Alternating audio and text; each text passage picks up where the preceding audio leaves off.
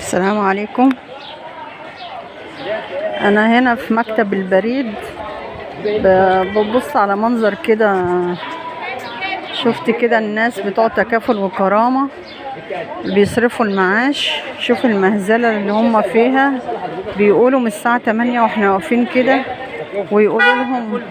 ويقولوا لهم ما فيش فلوس، ويقولوا لهم ما فيش فلوس، ويقولوا لهم ما فيش صرف، المكنه واقفه. والله مش عارفه، يعني دي اهانه، وبصراحه يعني دي اهانه. ده مش تكافل ولا كرامه. الناس دي واقفه عشان 400 او 500 جنيه، يعني ده معاش للناس دي يعني. شوف الزحمه، الناس دي واقفه من بدري جدا. لازم يكون في حل للناس دي. ما ينفعش كده والله. فده مش كرامة اصلا، دي معدومة الكرامة.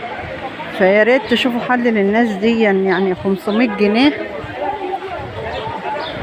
500 جنيه يعملوا ايه؟ يعملوا 500 جنيه للناس دي؟ مش عارفة والله العظيم. انا من عارفة 500 جنيه دي اهانة يعني. شوف الناس كلها واقفة في الشارع. شوف المنظر، والله دي اهانة اصلا للناس. انا مش عارفة 500 جنيه يعملوا ايه. ده كيلو اللحمة وصل 500 جنيه يعني، وما فيش حد بيمشي. يعني موظفة واحدة قاعدة على الشباك، يعني بوسطة زي دي ما يبقاش فيها، بريد زي ده ما يبقاش فيها الا واحدة تمشي الناس دي. واقفة من ورا الفجر، بيقولوا احنا جايين من ورا الفجر. حرام كده والله دي اهانة. ولازم تشوفوا حل في المبلغ اللي بيهين الناس دي. الناس جاية على المبلغ بسيط وما بيعمل لهمش حاجة. أسرة 4 تنفار يعملوا لهم ايه المبلغ ده؟ يعملوا لهم. شوف الزحمة هنا والزحمة هنا. الناس دي ماشية من ورا الفجر مش عارفة تمشي. والله العظيم انا من عارفة يعني. انا زعلانة جدا على الاهانة دي. المفروض يعني باسمه تكافل وكرامة. فين الكرامة اللي هنا؟ انا عايزة اعرف فين الكرامة. شايفين الناس، شايفين الزحمة.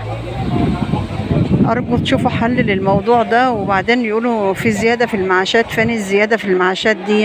يعني ليه الناس تتهان بالطريقة دي يعني؟ ليه ما تكونش واحدة أرملة ومطلقة يكون معاشها معدي 1000 جنيه حتى يعني يعملوا حاجة؟ ده 500 جنيه دول يعني ما يجيبوش حاجة في التلاجة. يعني لو حبت تجيب حاجة في تلاجتها. يا ريت حل بقى للموضوع ده بصراحة. والإهانة دي ما ينفعش، ده ما يسكتش عليها. أنا واحدة من الناس شفت المنظر هعيط من المنظر ده والله. يلا أشوفكم بقى. الموضوع ده يعني رأي عام، الناس كلها تتكلم في الموضوع ده. وما ينفعش كده نهين الناس ويبقى في كرامة في الموضوع بجد. وأشوفكم في فيديو جديد إن شاء الله.